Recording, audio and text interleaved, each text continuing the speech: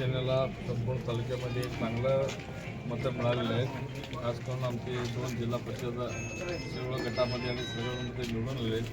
पंचायत समितीचे 4 गण निवडून आलेले आहेत.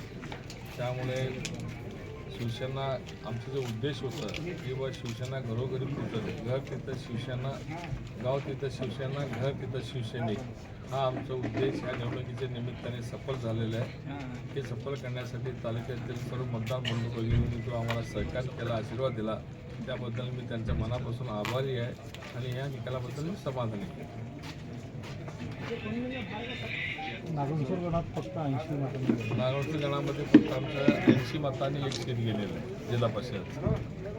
एवढंच आम्हाला थोडं मनाला लागलं, ते चटका लागल्यासारखं झालं ते.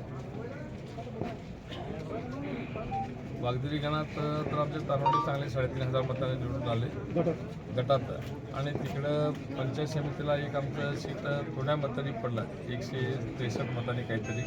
तिथं एक दुसरे उमेदवार उभारले होते 2, ते अपक्षांचं आणि ते काँग्रेसच्या मतविभागणीमुळं ते एक सीट आम्हाला धोका झाला. बाकी सगळीकडे निकाल लोकांनी चांगला प्रतिसाद दिलेला आहे आम्हाला.